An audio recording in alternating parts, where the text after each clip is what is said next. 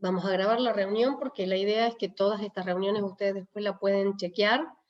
Me está diciendo Marianela que le falta el Word. Ahora le subo cuando termine la reunión. He subido 2 Power nuevos de presupuesto y nos faltaría uno más de técnicas presupuestarias que lo vamos a desarrollar el jueves y con eso vamos a terminar todo presupuesto. Como ven, es un tema bastante extenso y es un tema que surge muchas preguntas para el examen, ¿sí? Vamos a grabar la clase, la vamos a subir como todas las clases prácticas también estamos subiendo por lo menos de algunos de los profesores, pero vamos subiendo todos los temas y ustedes también tienen todos los videos del año pasado también por si quieren contrastar algunos temas. Bien, vamos a dar comienzo entonces a la clase del día de hoy. Vamos a compartir pantalla y vamos a empezar a ver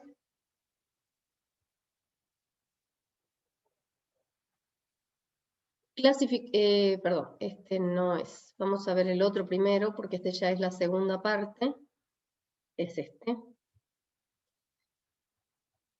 La clase que viene, de todas formas, vamos a ver las técnicas presupuestarias, pero bueno, hoy les voy a hacer como una pequeña introducción del tema. Nosotros hemos ido avanzando en la clase anterior. Hemos visto ya el sistema presupuestario, hemos visto que el órgano coordinador es la Secretaría de Hacienda, el órgano rector es la Oficina Nacional de Presupuesto, y los órganos ejecutores son cada una de las jurisdicciones y entidades del sector público que lo van ejecutando el presupuesto. Hemos analizado también los clasificadores de ingresos y de gastos. Esto tiene una connotación un poco más amplia. Ustedes van a ver en las clases prácticas con los profesores la definición de los clasificadores presupuestarios, van a trabajar con los clasificadores de recursos, van a trabajar con los clasificadores de gasto, y todo esto nos va a permitir que nosotros podamos después, al final del análisis de los clasificadores, llegar a la elaboración de un presupuesto. Y ahí terminaría, digamos, la parte práctica de esta primera etapa. El presupuesto de gastos, la utilización de la técnica de programación presupuestaria. Cuando nosotros vamos estructurando los gastos que vamos a utilizar, se tiene que hacer una programación de qué es lo que se va a gastar, porque no existe en superabundancia los recursos, como ya vimos en la clase anterior. Eso implica que tenemos que hacer una programación y hacer una estructura de qué es lo que se va a ir gastando. Bien, ustedes van a ver las clasificaciones presupuestarias, los clasificadores, válido para todas las transacciones. Hablamos del clasificador institucional por tipo de moneda, por unidad geográfica, que esto ya lo deben haber visto en la práctica. Van a ver clasificadores de recursos públicos por rubro, por carácter económico, y clasificadores de gasto por objeto, por su carácter económico, por finalidad y función, por categoría programática, por fuente de financiamiento, y después pueden ver ambos de manera combinada. No lo vamos a desarrollar en teoría, porque ustedes lo van a desarrollar en práctica. Pero sí vamos a decir que los ingresos son los recursos, los medios que vamos a utilizar en el Estado, los efectos de hacer frente a estos gastos. ¿Sí? Vamos a usar los fondos, vamos a realizar las transacciones para cumplir con esos cometidos de gobierno que hemos charlado en clases anteriores. Yo voy a hablar un poquito acá del presupuesto por programa, nos van a quedar algunas técnicas en la próxima clase. Este presupuesto es una técnica instrumental que se destina a mejorar la programación y la ejecución en un proceso productivo del Estado. Es la expresión de un sistema productivo y reflejo de las relaciones cuantitativas y cualitativas de los distintos elementos del sistema. ¿Qué quiere decir esto? En el presupuesto por programa se establece una metodología de trabajo en donde se prevé un programa que se piensa ejecutar y es como que se van haciendo ciertos cortes intermedios a los efectos de ir viendo si se puede lograr el objetivo, alcanzar el objetivo final del programa. Por ejemplo, cuando se quiere hacer una remodelación de la Facultad de Ciencias Económicas, supongamos, ese sería el programa, y ese programa se puede a su vez subdividir en distintas etapas intermedias, como por ejemplo remodelación de los baños, remodelación de los gabinetes de computación, remodelación de las galerías. Entonces se van haciendo como pasos intermedios hasta tanto se pueda cubrir el programa general. El presupuesto por programa se dice que es una metodología se considera la administración pública como una organización productora, cuyas dependencias, que son los centros de gestión o unidades ejecutoras, se realiza un procesamiento de insumos. Para poder ejecutar esto que yo les decía como partes intermedias, es necesario contar con insumos, que no son solamente materiales, sino que también son los servicios y son los recursos humanos de los cuales nosotros disponemos. Se utiliza alguna técnica especial a los efectos de poder cumplir el objetivo del gobierno. Si hay algo que no se va entendiendo, lo van anotando por favor en el chat. Después lo vamos a explicar. El objetivo inicial es contar con un mecanismo técnico, en este caso el presupuesto por programa, que posibilite vincular los objetivos, las metas y las políticas y los planes para el desarrollo del presupuesto. Entonces, como objetivo principal es establecer un objetivo general, meta, las políticas y los planes, e ir coordinando y trabajando en consecuencia con ese presupuesto inicial. Se introduce así al presupuesto el concepto de relación insumo-producto con la expresión de un proceso productivo público. Ustedes esto ya lo han visto en administración, en cualquiera de las administraciones. Básicamente lo que pretende acá es establecer un proceso productivo en donde hay insumos necesarios para elaborar un proceso y que dé como resultado un producto final. ¿Sí? Siempre teniendo en cuenta que los recursos que utilizamos son recursos tanto reales como financieros. Permite relacionar la ejecución, este presupuesto por programa, financiera con la ejecución física. Fíjense que nosotros en la clase anterior hablamos de los presupuestos, pero hablamos en términos monetarios. Acá por primera vez estamos haciendo un planteo del presupuesto desde un punto de vista de una ejecución física, lo que se logra físicamente concretar en la elaboración. El presupuesto debe mostrar que el Estado es lo que hace con los recursos que se le ha asignado, facilita la construcción de indicadores de eficiencia y eficacia, eso quiero que lo remarquen. Por ahí se les pregunta cuál es la relación de estos indicadores. El presupuesto por programa tiene la ventaja, le llamemos entre comillas, de que nos permite ir analizando resultados de qué tan eficiente soy en la concreción de los objetivos y si lo hago de la mejor manera, al menor costo. En base a lo que se desarrollan otros tipos de presupuestos, como el de base cero o el orientado de resultados, este presupuesto programa es como la base de esos otros presupuestos, que son las otras técnicas que vamos a ver en la clase que viene. ¿Qué se entiende entonces por un presupuesto por programa? Vamos a hacer una definición. Se dice que es un sistema en el que se presta particular atención a las cosas que el gobierno realiza, más bien a las cosas que adquiere. En este caso, está haciendo referencia o apuntando a las obras que realiza el gobierno. El presupuesto por programa clasifica los gastos conforme a los programas propuestos y a los trabajos que se van a ir desarrollando en cada uno de ellos. ¿Sí? Nosotros podemos decir que, por ejemplo, un programa sea el nivel de graduados en ciencias económicas. Entonces se va a ir trabajando y se van a ir ejecutando planes de acción a los efectos de que podamos alcanzar ese objetivo que va a ser la tasa de graduados. ¿Por qué es importante la tasa de graduados en la facultad? Porque eso marca la eficiencia, la efectividad, que son los puntitos que le marqué recién, en cuanto al proceso productivo en este sector público en particular. Entonces, si nosotros establecemos que tiene que haber un cierto objetivo de graduados, lo más probable es que tratemos de asignar recursos para que nuestro programa funcione como corresponde. Un ejemplo sería en pandemia. La tasa de graduados puede reducirse porque hay chicos que no tienen la accesibilidad a Internet, entonces una parte de los recursos podría destinarse a la conectividad. ¿Sí? El presupuesto por programa, que es lo que nosotros estamos hablando, tiene algunas características, que son las que están ahí en pantalla. Es una forma de clasificación presupuestaria. Su finalidad es presentar propósitos y objetivos que se van a utilizar, o sea, qué es lo que se pretende hacer con los fondos con los que se cuenta. Comprende un conjunto de categorías programáticas que son como pasos intermedios para alcanzar el programa final. Persigue determinar los costos de los programas y no solo el gasto de la institución. O sea, acá se pretende establecer qué tan eficiente es ese programa en base a los costos y si se lo puede reducir, si se lo puede hacer más eficiente inclusive. Y tiende a observar la mayor eficiencia y economía administrativa. Fíjense que estamos acá incorporando herramientas de administración al sector público con la intención de que mejore el funcionamiento en un área en particular.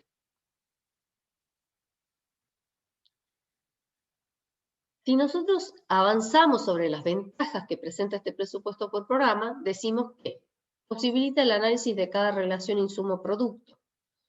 ¿Qué se les ocurre a ustedes si nosotros planteamos como presupuesto por programa un número determinado de graduados en nuestra facultad? ¿Cuáles serían los insumos y cuáles serían los productos de ese programa? Lo pensemos en términos de nuestra facultad, a ver si me van entendiendo. Y a ver si hablan un poquito y se animan a hablar. Lo que se les ocurra.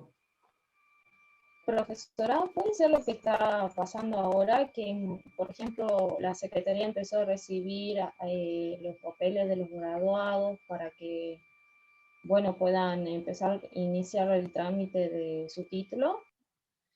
Esos serían los insumos o parte de los insumos para poder alcanzar el producto final, que es que nosotros queremos que se gradúen. ¿Sí?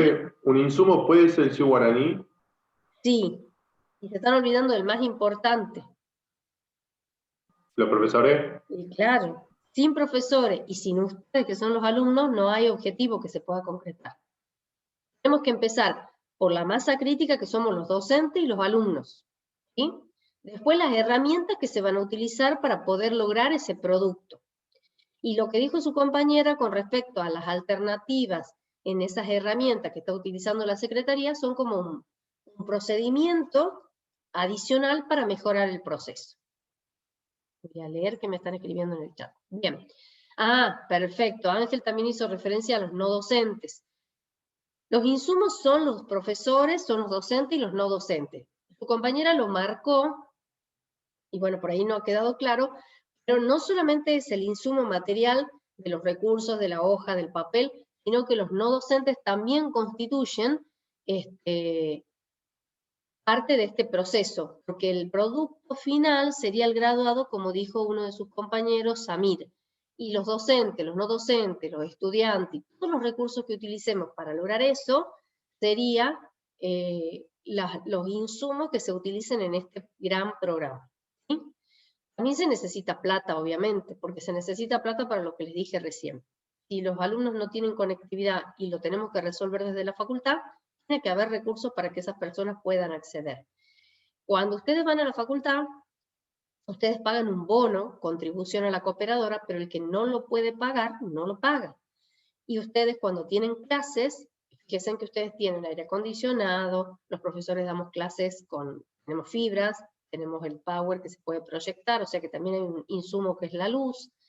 Cuando ustedes rinden examen, ¿qué pasa? Los parciales se les da y ustedes no pagan esa fotocopia. Cuando rinden los finales pasa lo mismo. Todo eso implica un costo y un insumo para que el producto final sean los graduados en ciencias económicas, para que aumentemos esa tasa de graduados. ¿Se entiende?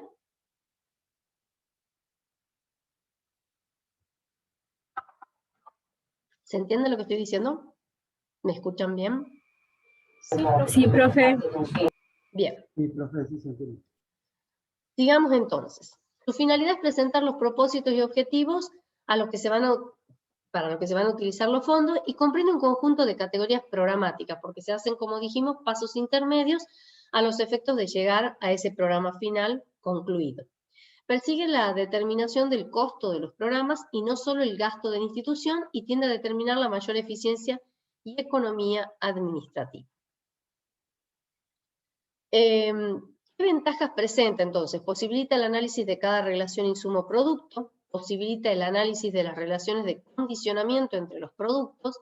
Ahí piénsenlo como los condicionamientos que tenemos, por ejemplo, nosotros. Para que ustedes puedan hacer esta materia, tienen ciertos condicionamientos de materia.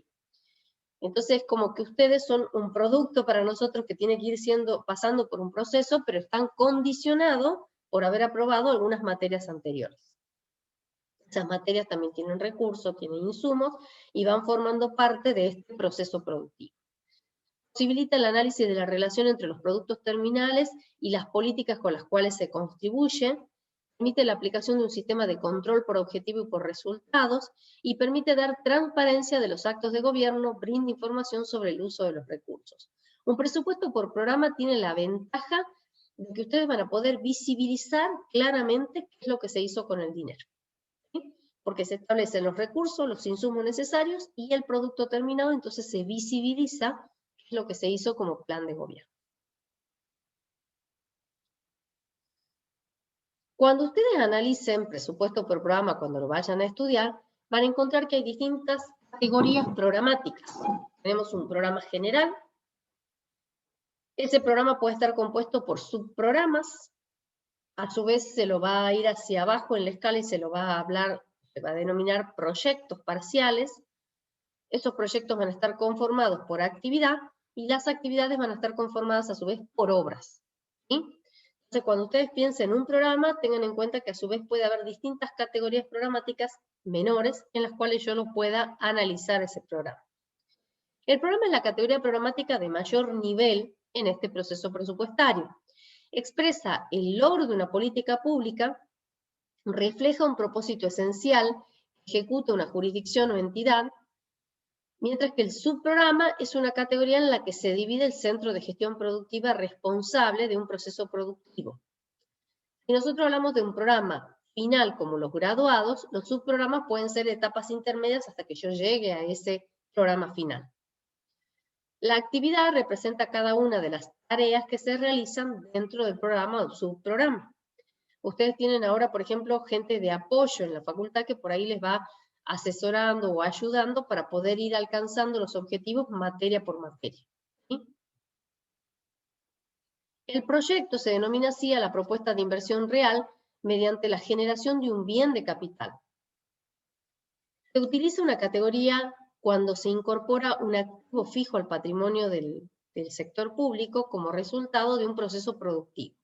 Aquí, más que nada, ustedes tienen que tener en un proyecto la idea de una obra pública. Por ejemplo, yo quiero construir una ruta, una cantidad determinada de kilómetros de ruta, y eso va a ser un proyecto, es un bien capital que se va a incorporar al Estado y que seguramente va a tener una serie de etapas en las cuales se va a ir ejecutando. Al final, el patrimonio del sector público como resultado de un proceso de producción ejecutado directa o indirectamente por el centro de gestión del Estado. En este caso, no se olviden que la obra pública, que ya lo vamos a ver cuando veamos compras y contrataciones, puede ser ejecutada directa o indirectamente por el Estado, pero es un proyecto que tendría o podría formar parte de este tipo de presupuesto por programa. Una desagregación menor es la obra, en la que se desagrega un proyecto de inversión que asume una entidad propia como categoría programática. Esas son las distintas categorías en las cuales nosotros podemos hablar de este presupuesto por programa. ¿Cómo sería un subprograma dentro de la facultad tomando ejemplo los graduados? Por ejemplo, nuestro programa final va a ser los graduados. Fíjense que ha habido un año en el que ustedes se los va, desde el consejo, se ha hecho la invitación para la gente que estaba en un plan anterior, por ejemplo, en plan 83, desaparecía, entonces se los sumaba o se los invitaba a sumarse a otro plan, y eso podríamos considerarlo como un subprograma. Un grupo de gente que no puede concluir porque está en un plan anterior y que eso está dificultando su avance en la carrera, lo constituimos como un subprograma para que estas personas la acompañamos, le reconocemos ciertas materias, analizamos las equivalencias y vemos lo que le faltaría a los efectos de que podamos obtener un producto terminado más rápido. Eso para Gisela. ¿Se entiende, Gisela? Gracias, profe. Sí, lo estaba anotando. Muchas Bien. gracias. Bien, esa sería como una alternativa. No sé si a ustedes les ha tocado eso. Yo estaba en el consejo cuando teníamos que arreglar el tema de los planes de estudio por la CONEAU, y el plan 83 tenía que desaparecer. Entonces yo sé que se hicieron reuniones, convocatorias a los efectos de ir avanzando para acompañarlos en este proceso y en este trayecto. Eso podríamos considerar como un ejemplo de un subprograma.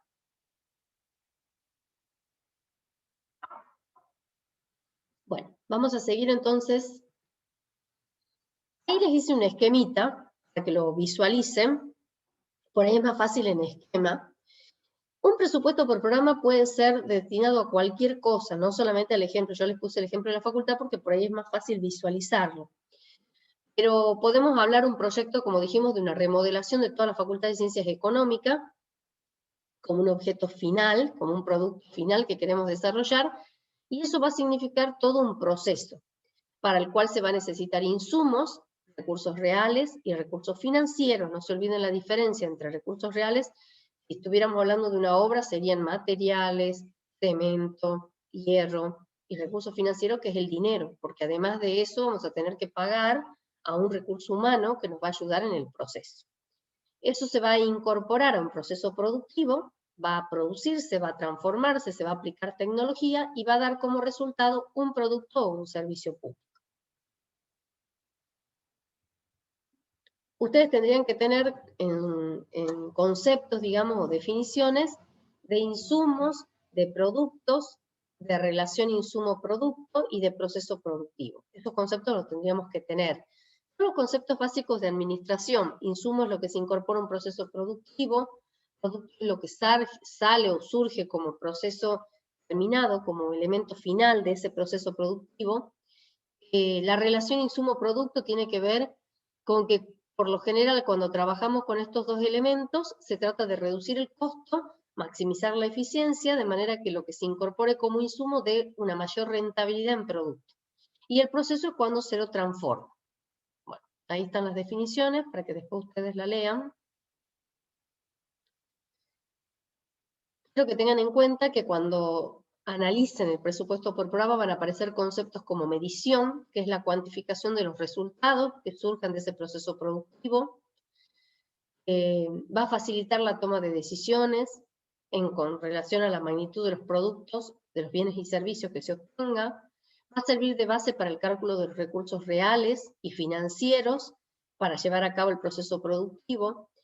Creará las condiciones para el análisis de la eficiencia y eficacia de la gestión. Fíjense que acá nosotros estamos incorporando conceptos de administración. Se pretende que el sector público tenga mucha eficiencia y eficacia en la gestión pública, reduzca los costos, y esta herramienta le va a permitir un análisis más objetivo, porque se va a trabajar por objetivo. La unidad de medida en el presupuesto por programa es una expresión clara y precisa que permite cuantificar la producción de los bienes y servicios que se generan en un periodo de tiempo determinado. ¿Sí? Bien. Condiciones que debe cumplir esa unidad de medida: tiene que ser concreta y homogénea, tiene que representar el bien o servicio. Por ejemplo, en el caso de los graduados, la unidad de medida va a ser número de graduados. En el caso de que nosotros queremos producir, por ejemplo, spots publicitarios en un canal del Estado, la unidad de medida va a ser la cantidad seguramente de esos spots publicitarios, las pausas. O sea, tiene que ser una unidad representativa del servicio que estamos haciendo referencia. Debe permitir mensurar el bien o servicio que se identifica. Debe permitir utilizar la unidad de registro y debe expresarse en términos sencillos y claros. La meta es la cuantificación de los bienes y servicios que realiza la institución durante un periodo de tiempo determinado, cuya producción es concreta y acabada. O sea, son los bienes y servicios que concretamente logró la jurisdicción, la unidad en particular. Los indicadores de gestión. Un ratito. Los indicadores de gestión van a ser las expresiones cuantitativas que reflejan distintos tipos de relaciones entre productos y objetivos de la política pública.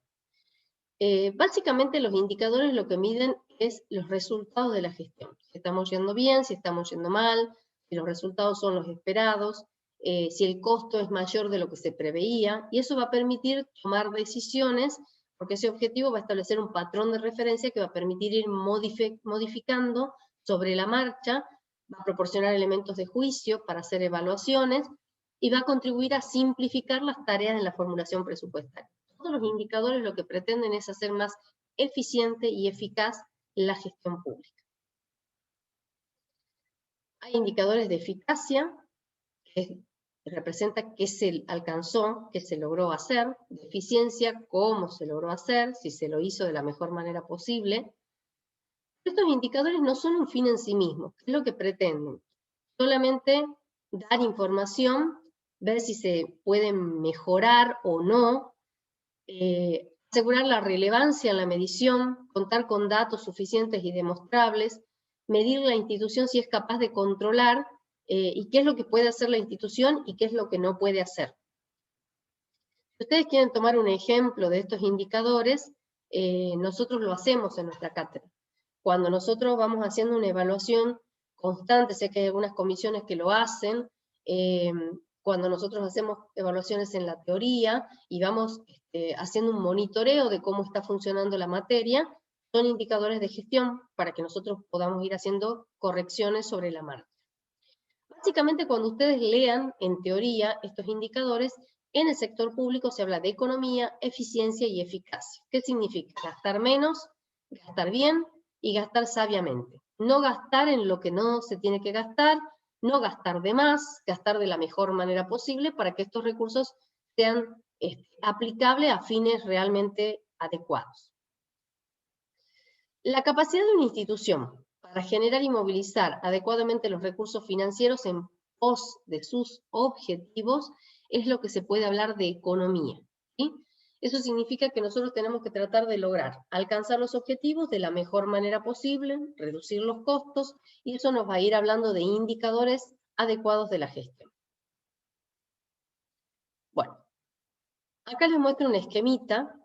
La idea es que nosotros tengamos insumos que den como consecuencia, después de un proceso productivo, resultados, que serán los productos, cumpliendo con esto. Costo, el menor, en la medida de lo posible, de mejor manera, y lograr los objetivos. Cuando yo logro los objetivos, soy efectivo, soy eficiente cuando lo hago de la mejor manera, y lo hago al costo mínimo.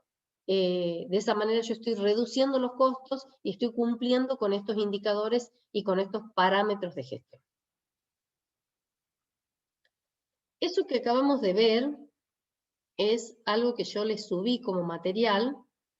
Ahora quisiera compartir pantalla porque uno de ustedes me hizo un comentario sobre el Word y no todos estuvieron en la clase pasada. Entonces, para los chicos que no estuvieron en la clase pasada, les comento de qué hablaban sus compañeros. Nosotros, la clase pasada vimos la definición de presupuesto. Vamos a hacer brevemente un repaso porque me parece que es importante que al finalizar esta unidad nosotros sepamos estos conceptos como importantes. El presupuesto tradicional es un acto administrativo legislativo por cuyo conducto y en correspondencia a un cierto lapso de tiempo determinado y con fuerzas de ley se fijan previamente conceptos e importes de gastos que el poder administrador deberá poner a cargo del Tesoro. ¿Qué significa esto? Vamos a ir por partes. Es un acto administrativo porque lo va a llevar, lo va a ejecutar y lo va a elaborar el Ejecutivo. Va a intervenir el Legislativo porque el Ejecutivo lo elabora el anteproyecto, lo manda al Legislativo y lo tratan, que ya vimos en la clase pasada y vimos también un videito, de manera esquemática, que hay un tratamiento bicameral, que lo analizan tanto la Cámara de Diputados como la Cámara de Senadores, y una vez que ese proyecto es aprobado, ya tiene fuerza de ley, y el Ejecutivo empieza a trabajar con ese presupuesto. ¿Qué característica tiene? Los importes de los gastos y los importes de los recursos que durante un periodo de tiempo determinado, que es el año calendario, el Estado pretende llevar adelante a los efectos de poder cumplir con su cometido de gobierno. Esto es lo que vimos en la clase pasada. Acá está la definición de por qué se entiende que es un acto administrativo, porque tanto en la preparación como en la elaboración interviene el Ejecutivo. Es un instrumento político porque plasma toda la intención y la gestión de gobierno. El gobierno, la orientación que vaya a tener, el destino que pretende tener de los recursos, va a estar plasmado en el presupuesto como el gran programa de gobierno. Por eso es que se dice que es un instrumento político por excelencia. Y yo expliqué la clase pasada, si la intención del Ejecutivo es orientar sus recursos hacia la salud pública, seguramente se va a ver asignado mayores recursos a ese sector. Si nosotros vemos mayores recursos hacia educación, la orientación básicamente política está marcando en el sector de educación, y así sucesivamente. ¿Por qué es un instrumento financiero? Porque prevé, vuelvo a repetir, recursos y gastos en términos monetarios de lo que se va a utilizar durante un año porque el ejercicio económico que nosotros trabajamos es un año calendario, comienza el 1 de enero y termina el 31 de diciembre, para atender los gastos a los efectos de cumplir con el cometido de gobierno. Cuando a ustedes en un examen le pregunten por qué el presupuesto es un instrumento polivalente, es porque tiene muchas funciones. Poli significa varias o muchas funciones, muchos propósitos. ¿Sí? Sirve para el gobierno, sirve para la administración, sirve para la planificación y sirve para la legalidad. Eso es lo que yo expliqué la clase pasada, pero como no teníamos tanto auditorio, lo vuelvo a marcar y es una pregunta de examen. Y quiero saber si se entiende. Si hay alguna duda de eso, antes que sigamos avanzando, me avisan. Esto lo voy a subir porque es verdad que no he subido la parte esta de presupuesto que les sirve como material para estudio de presupuesto público. ¿Se entiende? ¿Por qué se dice que el presupuesto es una herramienta polivalente? Sí, profe, está muy claro. Bien. Ahora, nosotros analizamos el presupuesto desde un punto de vista de la estructura también del presupuesto. Desde ese punto de vista de la estructura, hemos dicho que el presupuesto tiene 3 títulos. Uno que son las disposiciones generales, que es el título primero, que lo vimos en la clase pasada. El título segundo son presupuesto de recursos y gastos de la Administración Central, y el título tercero, que es presupuesto de recursos y gastos de los organismos descentralizados. ¿Sí? Todo lo que ustedes ven acá no es más que el desarrollo de los artículos que yo les marqué en la primera clase cuando empezamos a ver sistemas, de los artículos que incluían o que contendrían todo lo que hace el sistema presupuestario. El artículo 20, por ejemplo, dice que las disposiciones generales constituyen las normas complementarias que regirán a cada ejercicio financiero. Contendrán normas que se relacionan directa y exclusivamente con la aprobación, la ejecución y la evaluación del presupuesto del que forma parte. En consecuencia, no podrán obtenerse disposiciones de carácter permanente, no podrán reformar o derogar leyes vigentes, ni crear o modificar o suprimir títulos u otros ingresos. El título incluirá asimismo los cuadros agregados que permitan una visión global del presupuesto. Y el artículo 21 y 23 hace referencia a lo que se considera como recursos y gastos, tanto para la Administración Central como para los organismos descentralizados. Yo les marqué este cuadrito también la clase pasada, diciéndole que cuando nosotros analizamos los recursos y gastos, es conveniente que tengamos este análisis de los gastos financieros y de los recursos financieros. Los gastos financieros son todas las transacciones económico-jurídicas entre el Estado y los ciudadanos que terminan significando un egreso o salida de dinero del Estado, del Tesoro. Mientras que los recursos es lo inverso. Todas las operaciones que terminan generando un ingreso de efectivo al Tesoro. Hicimos una comparación, dijimos, la vuelvo a marcar, que los recursos en cuanto a su fijación eran preventivos y estimativos, porque yo estimo lo que vamos a recaudar. No puedo decir que no voy a recaudar más. Supongamos nosotros estimamos la recaudación, pero si este año surge una moratoria de AFIP, seguramente nuestra recaudación será superior. Entonces no voy a hacer exactamente un presupuesto que se asocie con lo que se recaude. Mientras que en el caso de los gastos sí hay un límite para gastar. No se puede gastar más de lo que está previsto en el presupuesto. Entonces son preventivos también, porque se establecen con antelación, pero son limitativos. En el caso de los gastos se limita el gasto y en el caso de los recursos se estima lo que se va a recaudar. En cuanto a los plazos, dijimos que los gastos eran periódicos y que los recursos eran no periódicos, por la misma razón de recién. Yo recaudo lo de este ejercicio, lo del ejercicio anterior, lo del futuro ejercicio. Cuando dimos ejemplos, por ejemplo, de los anticipos de ganancia, estoy recaudando a cuenta de un ejercicio futuro. Cuando estoy en moratoria estoy recaudando recursos de ejercicios anteriores, y cuando estoy recaudando en el transcurso del año lo que corresponde al año correcto, digamos. Entonces, no necesariamente mis recursos responden al periodo del año en que estamos trabajando en la ley de presupuesto. Respecto a la legalidad, dijimos que los gastos eran originarios, porque surgen de la ley de presupuesto, mientras que los recursos son derivados porque surgen de otras leyes, como la ley de IVA, la ley de ganancia, bienes personales, etc. Con respecto a los topes, dijimos que en el caso de los gastos son limitativos porque hay un tope para gastar, no se puede gastar más, y en el caso de los recursos no son limitativos porque nosotros no podemos limitar o restringir lo que se va a recaudar. Eso expliqué la clase pasada. Y otra cosita que me gustaría marcar, que por ahí no vaya a quedar claro, yo recién vi con ustedes una técnica de presupuestación que es presupuesto por programa, y la clase que viene vamos a ver las otras que faltan y ahí terminamos el tema de presupuesto. Pero hay criterios de presupuestación que son diferentes a las técnicas. Los criterios son aquellos que sigue el legislador en cuanto a qué criterio toma para las entradas y para la salida de dinero al presupuesto. Cuando nosotros hablamos de un criterio de presupuestación de caja o de gestión o sistema inglés, es aquel en el cual se computa como recurso del periodo a las sumas que se prevén recaudar efectivamente, es decir, las que ingresan al tesoro. En este caso se considera como gasto las sumas que se prevé gastar en un periodo de tiempo determinado. Este sistema da lugar a la contabilidad de gestión y es atendiendo exclusivamente a los ingresos y egresos del periodo, teniendo en cuenta el movimiento de tesoro. Sería algo así como el sistema de percibido que ustedes conocían, ¿sí? Nosotros en nuestra contabilidad y en nuestro presupuesto y en nuestro criterio de caja, nuestro criterio de cátedra, vamos a seguir el criterio adoptado por el Estado, por la Nación, es este presupuesto de caja, inglés o de gestión para el recurso. Se considera como el recurso el criterio de caja, o sea, de percibido. Mientras que para el gasto se considera el otro criterio que está acá abajo, es el jurídico o de competencia. ¿Cuál es este? Si lo quieren anotar entre paréntesis, sería el devengado. Computa como recurso del periodo todas las sumas que dentro del mismo y en relación a los distintos ramos de entrada, la Hacienda adquirirá presumiblemente el derecho a recaudar. Como gastos, todas las sumas que presumiblemente la Hacienda adquirirá la obligación a pagar.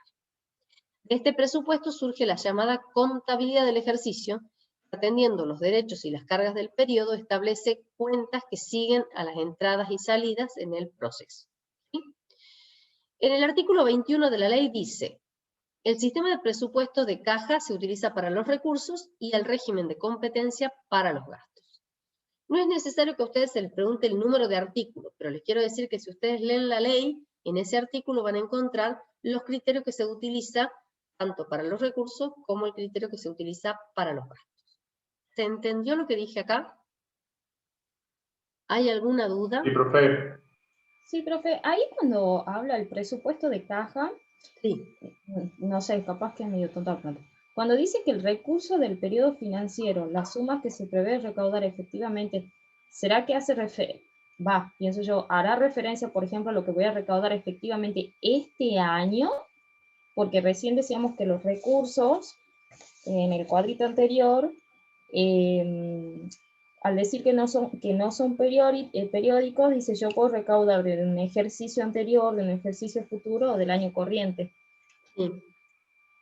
En ese caso lo que te está diciendo es, cuando nosotros hablamos de recursos, es lo que se prevé recaudar efectivamente, o sea, lo que va a entrar como plata al ejercicio. Como gasto, lo que se prevé gastar, que es el devengado. En el caso del presupuesto de caja o de gestión o inglés, considera gasto y recurso lo que entra y sale del ejercicio, efectivo, es percibido. Por eso le digo, asúmanlo como un sistema de percibido. Mientras que el de competencia es un sistema de devengado. Pero la ley que adopta considera recurso lo que se recauda efectivamente. Por eso nosotros cuando hablamos dijimos, el recurso que yo voy a recaudar no es un recurso periódico porque puede ser de ahora, puede ser de un ejercicio anterior o puede ser un ejercicio por venir. Pero en el caso del gasto, ¿se acuerdan que era del periodo que yo estipulo? No sé si ahí se entiende más. Sí, sí, sí. Son dos criterios. O usamos el caja o usamos el devengado. Pero en el caso de nuestro criterio presupuestario, adopta los dos. Para recurso adopta el de caja y para gastos adopta el de devengado. Eso lo dice el artículo 21 de la ley. ¿Bien? ¿Entiende? ¿Entendió? Sí, profe. Bien. Siguiendo con esto, nosotros la clase pasada, no sé si mencionamos lo de la ecuación presupuestaria fundamental, no me acuerdo, pero no es más que otra cosa que ponerla en términos de, voy a ver si se puede acá, no sé cómo hacerle el signo mayor acá, pero bueno. Si nosotros tenemos que los ingresos son mayores que los egresos, hablamos de superávit. Y si los ingresos son menores, la nueva modernidad que no tenemos pizarrón. Los egresos hablamos de déficit, ¿sí?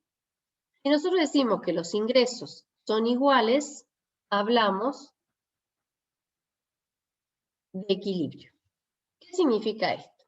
Si nosotros llamamos 1 a los recursos y 2 a los gastos, en un presupuesto se hace una previsión de la cantidad de recursos y de la cantidad de gastos con las cuales se va a trabajar en el ejercicio. Yo les dije en la clase anterior a ustedes que la idea era que tanto los recursos como los gastos surgieran equilibrados en el ejercicio, que sean iguales. Pero puede pasar que un presupuesto tenga un superávit, que es cuando se ha recaudado más de lo que se ha gastado, y puede pasar que un presupuesto esté deficitorio cuando tenemos menos recaudación que lo que se gastó. Así se habla de ahorro, existe una diferencia positiva entre los ingresos corrientes y los egresos corrientes, y la situación inversa plantea un desahorro. O sea, si yo he recaudado más, puedo tener ahorro y destinarlo a otros fines, y si he recaudado menos, tengo un desahorro y tengo que recurrir a alguna financiación para cubrir el gasto. Eso de todas formas lo vamos a ver más adelante cuando veamos la CAIF, pero bueno, era para mostrarles nada más cómo se podía presentar. En la clase anterior también vimos cómo se elabora, como una de las etapas de este proceso, el presupuesto, y vimos, para los que no estuvieron presentes, una serie de lineamientos que se establecen desde el Ejecutivo, se dan a las distintas unidades, cada unidad tomando esa base, los objetivos, los recursos materiales, los recursos financieros y los recursos humanos, elaboran sus anteproyectos y lo envían a la Oficina Nacional de Presupuesto, la cual consolida todo eso y elabora un anteproyecto. Después de discutirlo, de analizarlo, se lo elabora y a través del jefe de gabinete se lo eleva al Congreso de la Nación y ahí se lo trata en la Cámara de Diputados, en la Cámara de Senadores y sale el proyecto aprobado para tener validez. También dijimos que a nivel nacional, quiero que a todo el mundo le quede claro, que tenemos como tope 15 de septiembre, dijimos que a nivel provincial, porque puede ser pregunta de examen, tope para presentarlo 31 de octubre del año anterior al que regirá, y a nivel municipal, en la Municipalidad de San Miguel de Tucumán, el tope es el 15 de octubre del año anterior al que regirá. Esas son las fechas límites en las cuales se remiten los proyectos desde el Ejecutivo al Legislativo. ¿Sí? ¿Eso lo han anotado?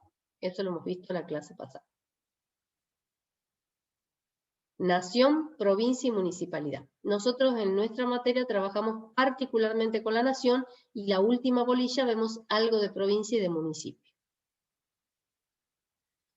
Bien. ¿Qué es lo otro que me gustaría que veamos rápidamente?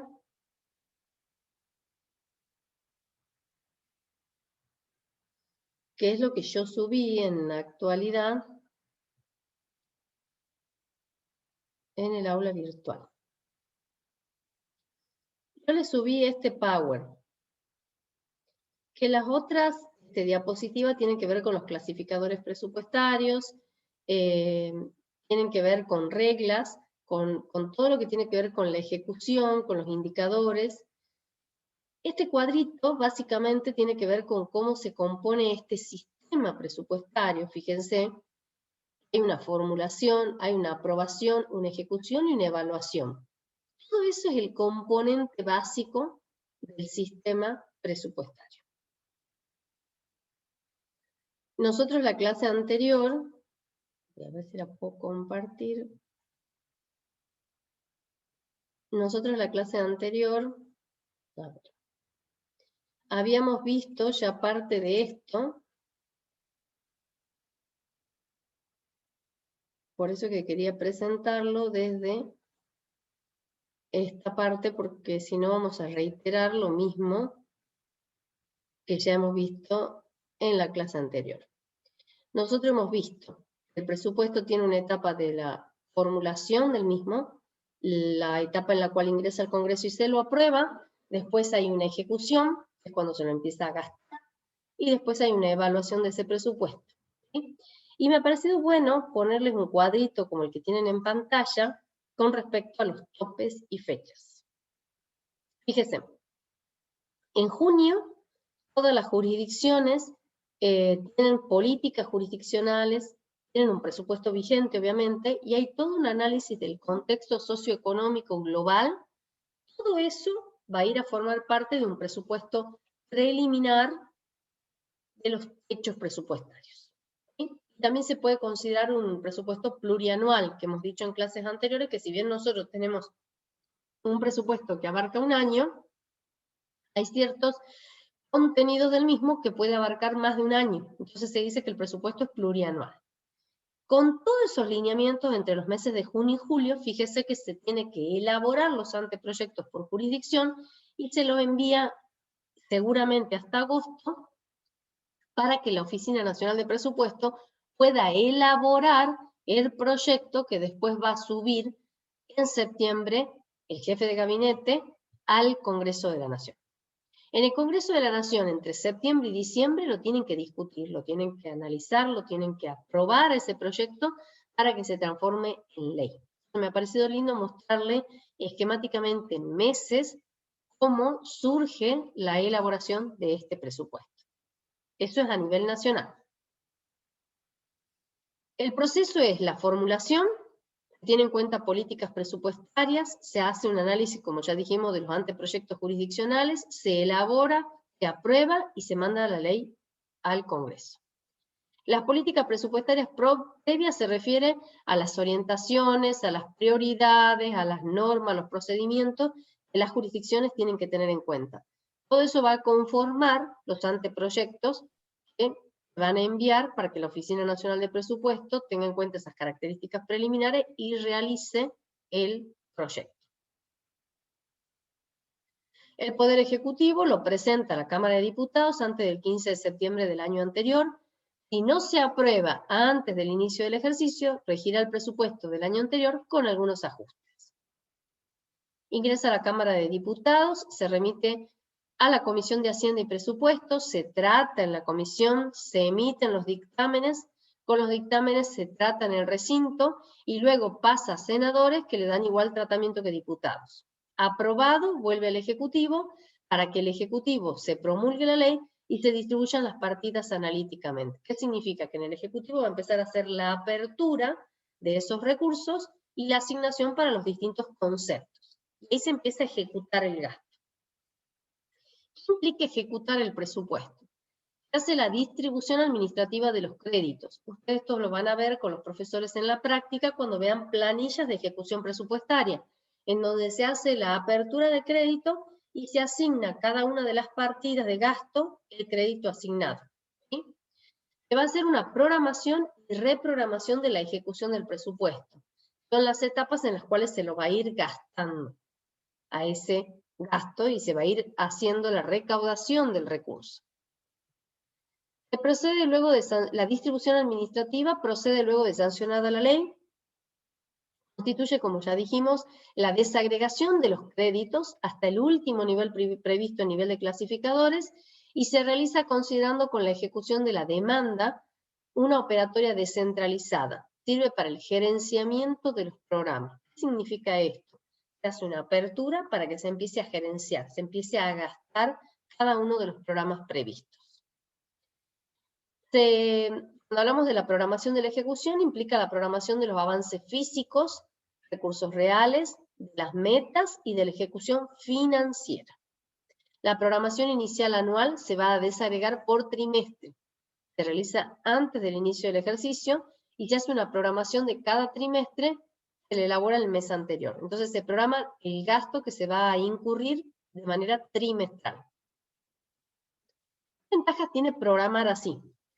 Se conoce de manera oportuna los déficits estacionales de caja. Es decir, yo programo el gasto cada 3 meses y sé que voy a tener déficit de caja, puedo saber ese déficit estacional y ver cómo lo cubro provisoriamente hasta que pueda recurrir a obtener, digamos, el recurso. Hay algunas alternativas que es pedir préstamos transitorios, ya vamos a ver cuando veamos el sistema de tesorería, hay algunas formas de cubrir déficits estacionales de caja de manera transitoria sin necesidad de recurrir al préstamo. Posibilita la solvencia del sector público para que no se deteriore o se posterguen para los pagos, entonces se va ordenando los pagos en el sector. Facilita mantener los recursos de caja dentro de los niveles técnicamente adecuados y hace posible la compatibilización de los flujos de ingreso y de egreso de acuerdo a los programas previstos.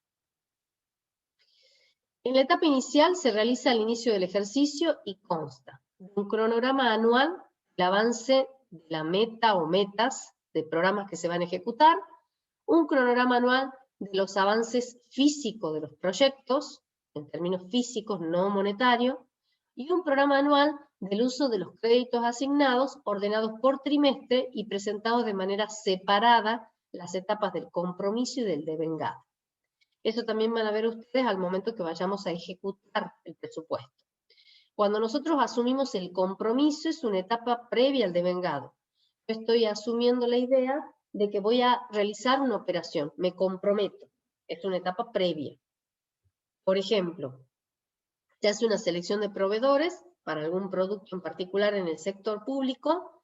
Puede ser que se necesite comprar bancos para la Facultad de Ciencias Económicas. Entonces se llama licitación, se hace la apertura de sobres y se asume que con la empresa XX se va a hacer el compromiso y se va efectivamente a comprar los bancos.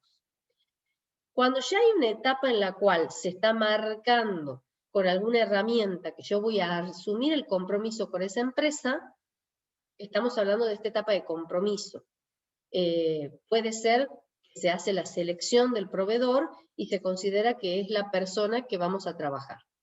Pero puede suceder algo en el medio, en donde nos hacemos hacia atrás, rechazamos la propuesta, entonces no genera efecto. Ahora, si el proveedor envió los bancos, ya estamos en una etapa de devengado, porque ya hay un compromiso, pero además estamos en un pasito posterior porque tenemos la entrega de la mercadería. Esa es la diferencia entre estos dos puntos cuando hablamos de la programación anual. Es el mismo concepto que usted tiene en la cabeza del devengado. Se instrumenta por la entrega de la cosa o la entrega de la mercadería, y el compromiso es una selección preventiva. Cuando hablamos de la programación por trimestre, elabora cada organismo, lo hace el mes anterior, lo presenta a la Oficina Nacional de Presupuesto antes del día 20 de dicho mes. Implica ajustar la programación de manera anual. Fíjese que lo que se está haciendo acá es ordenando, haciendo una programación prolija de lo que se pretende gastar durante el año, a los efectos que no tengamos sorpresa de que no nos alcancen los recursos. Asignación de las cuotas trimestrales. Es una tarea conjunta que la hacen los órganos rectores del sistema presupuestario y de la tesorería. Se compatibiliza con el flujo de fondo de la demanda de capacidad de gasto. La Oficina Nacional de Presupuesto elabora las propuestas de las cuotas de compromiso y devengado, y las cuotas de compromiso se establecen en montos trimestrales y las cuotas de devengado se asignan de manera mensual. Eso quiero que lo tengan en cuenta y lo marquen. El compromiso, las cuotas de compromiso se establecen de modo trimestral, mientras que las cuotas de devengado se establecen de manera mensual, con el mismo criterio que ustedes tienen del devengado. ¿Qué estamos hablando acá? Una vez que la ley ya es ley, ya ha ido al Ejecutivo, se empieza a decretar la distribución de esos recursos para los distintos conceptos en los cuales se empieza a abrir el gasto. Ahora hay que ordenar cómo se va a gastar. Entonces se hacen cuotas de compromiso, repito, previstas de manera trimestral, y cuotas de devengado previstas de manera mensual. La autorización para gastar es la primera columnita que ustedes van a tener en la columna de ejecución presupuestaria. Es la autorización que surge para gastar, que surge de una decisión administrativa del jefe de gabinete. El crédito vigente es el crédito inicial que puede ser modificado por alguna norma del Congreso. Y son los límites máximos para gastar, no se puede gastar más de eso. La ejecución del presupuesto Aquí hacemos referencia a que el crédito presupuestario se considera ejecutado, el presupuesto al devengarse un gasto o al percibirse un recurso. Entonces, ¿cuándo hablamos de que se considera ejecutado el presupuesto? Cuando voy devengando el gasto o cuando voy percibiendo un recurso. No se olviden de los criterios que hemos establecido, que para el recurso era percibido y para el gasto era devengado. Se debe llevar registro de las ejecuciones de los gastos, compromiso, devengado y pago. Se tiene que ir contabilizando todo esto que hace a la ejecución del presupuesto. Y se debe llevar registro de los recursos en lo que tenga que ver con el devengado y con el percibido. Fíjense que acá solamente tenemos devengado y percibido porque el criterio es diferente al criterio que utilizamos para el gasto. ¿Se va entendiendo lo que vamos viendo? ¿Alguna duda hasta acá?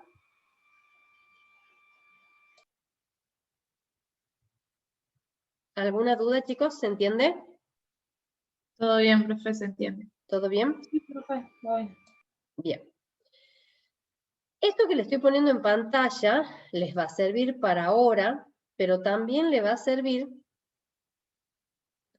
para lo que tenemos que ver con un poquito más adelante de la materia en la práctica. Los momentos de la ejecución del gasto. A nivel nacional, el compromiso expresa el origen de la obligación formal del Estado para pagar una suma de dinero o equivalente a un tercero. Este es el origen, ¿sí? Puede y hay todavía elementos de arrepentirnos y de volvernos hacia atrás, pero es el origen. Mientras que el devengado se ha dado fiel cumplimiento a lo convenido entre el Estado y el tercero, ya sea total o parcialmente, por lo que ya hay un efecto de un compromiso real en este caso. Y el pagado es la cancelación de la deuda por parte del Estado. Sí, ¿alguien me preguntaba algo? Sí, disculpe, yo justo la interrumpí. En esa parte del devengado quiere decir que una vez que, por ejemplo, el proveedor ya me depositó la mercadería, no me puedo volver atrás. O sea, no le puedo decir, no, al final no la necesito, necesito otra. No, ahí ya estamos en devengado. Es el mismo concepto que ustedes tienen de la contabilidad tradicional. Perfecto. Vos compraste los bancos que decíamos para la Facultad de Ciencias Económicas, te mandaron los bancos, te mandaron la factura, ya está. Ya existe una obligación de pago. Estamos en el devengado. Sin embargo, si vos elegiste un proveedor, pero después te arrepentiste, pero el proveedor no te mandó la factura, no te mandó los bancos, no hay ningún remito, no hay nada previo a una sola selección de proveedor, pues estás en compromiso. Claro. ¿Sí? Gracias, profe. ¿Y cuándo estamos en pagado? Cuando el proveedor ya me envió la mercadería, me envió la factura y tengo que pagar. Entonces, efectivamente implica un pago del gasto devengado por parte del Estado. Ustedes lo van a ver después de la elaboración del presupuesto cuando ya vean específicamente compromiso y devengado y las planillitas. Compromiso, entonces, ¿qué implica? La aprobación por parte de un funcionario competente de la aplicación de un concepto e importe. Hay una aprobación de un funcionario. Eso va a implicar que se haga una afectación preventiva del crédito presupuestario, es decir, que se anota indicativamente diciendo estoy por gastar. Implica el origen de una relación jurídica con un tercero que puede motivar eventualmente una salida de fondo y la identificación de ese tercero, que es una persona física o jurídica a la cual se le va a pagar. Fíjense que todo acá estamos hablando en un lenguaje que podría decirse de supuestos. Se supone, preventivamente, eventual, no hay algo concreto. Mientras que vean el devengado. Es el surgimiento de una obligación de pago por la recepción de los bienes o servicios oportunamente contratados. Acá sí se recibe el bien o el servicio. Hay una liquidación del gasto al deteriorarse la suma cierta que deberá pagarse, al detraerse, no es deteriorarse, al detraerse la suma cierta que deberá pagarse, ya me corregiré ese pago. Hay una afectación definitiva de los créditos, o sea, acá ya no hay vuelta atrás. Yo ya afecté los créditos y los tengo que destinar para este fin. Y hay una modificación, que eso quiero que tengan en cuenta, cuantitativa y cualitativa del patrimonio del Estado. Es lo mismo que en la contabilidad tradicional. Ingresó algo, me afectó el activo, y me generó o un pasivo por la obligación o modificó otro activo cuando yo tuve que pagar. ¿Se entiende la diferencia entre compromiso y devengado? ¿Hay alguna duda? Sí, profe, sí se entiende. Sí, profe, se entiende. Perfecto. ¿Y ahora qué es el pagado, que es la última? Opera cuando se cancela la obligación, la orden de pago, con el medio que utilice el Estado. Entonces, el pagado definitivamente es cuando el Estado lo que hace es pagar con los recursos que tuviéramos lo que se ha asumido el compromiso. Bien. Eso por una parte. Con eso nosotros estaríamos abarcando todo lo que hace básicamente a la teoría del presupuesto, y me quedaría un poquito, que yo lo voy a resumir la clase que viene, para que yo ya me quede tranquila que se han dado todos los temas de presupuesto. En el chat les voy a poner un formulario que esta vez va a tener puntaje y va a servir de asistencia para los que vinieron y va a servir de concepto. Les voy a pedir antes si pueden habilitar las cámaras, el que pueda, a los efectos que saquemos la fotito de la asistencia. Y el formulario que está en el chat es un resumen de algunas preguntitas, son 5 preguntitas de los temas que nosotros hemos ido viendo, para que les quede de, digamos, para reforzar algunos conceptos y para que nos sirva de una nota de concepto para mí. Bien. Otra cosita que les quiero comentar, bueno, les voy a sacar la fotito de la asistencia, miren a la cámara, así salen todos lindos. Otra cosa que les quiero comentar, por si no lo sabían, a los efectos del parcial, voy a pedirles que se inscriban para rendir el parcial. Hoy es 4 de mayo. Yo tomo asistencia de las clases porque a mí me sirve para después tener en cuenta, para conceptos, sobre todo para cuando van a rendir el final. Así que el que puede venir, me parece que sería bueno, porque a ustedes les sirve, y además me parece que por ahí en clases teóricas, por ahí se resuelven dudas que tienen que ver con la teoría, y cuando van a rendir el final específicamente se toma teoría. Volviendo al otro tema, van a tener una obligatoriedad de inscribirse para el parcial. Yo he subido un formulario, no sé si lo han podido ver. Este formulario está en el aula virtual, ya le saqué la fotito, el formulario está en el aula virtual, y es para que tengamos una base de datos de quiénes son las personas que van a rendir. ¿Le da error en el formulario para hacerlo? No, profe. ¿Se puede hacer? Sí, profe. Bien. No sé quién me dijo, porque acá ya me llegó una respuesta. ¿Lo pueden hacer? ¿Todos lo pueden hacer? ¿No hay problema? Sí, profe, sí se puede hacer. Bueno. Les comento, les vuelvo a decir, el día de hoy, no, el día de ayer, yo subí un formulario al aula virtual para la inscripción para el parcial. ¿Por qué hicimos eso? Porque nosotros estamos analizando si es que es viable que me permitan tomarles escrito. ¿No hay ninguna duda sobre el tema de hoy? ¿Ha quedado todo claro antes que sigamos hablando del parcial?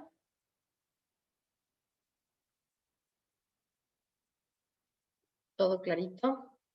Ahí voy a mostrar en pantalla, es un test sobre presupuesto público. Son 5 preguntitas para que contesten verdadero o falso, y en algunas para que elijan algunas opciones, ¿sí? Eso nos sirve para que nosotros tengamos información de lo que se ha dado en clase, a ver si se ha entendido o no. Básicamente es para eso. Bien. Quiero saber si han podido ingresar al formulario que les decía yo recién, para poder inscribirse en el examen. Eso me gustaría saber. ¿Alguien se pudo inscribir o no sabía que había para inscribirse? No sabía, profe. Yo no sabía, profe, que había para inscribirse. Bueno, ahora les voy a mostrar, mientras ustedes hacen el formulario, les voy a mostrar dónde se van a inscribir.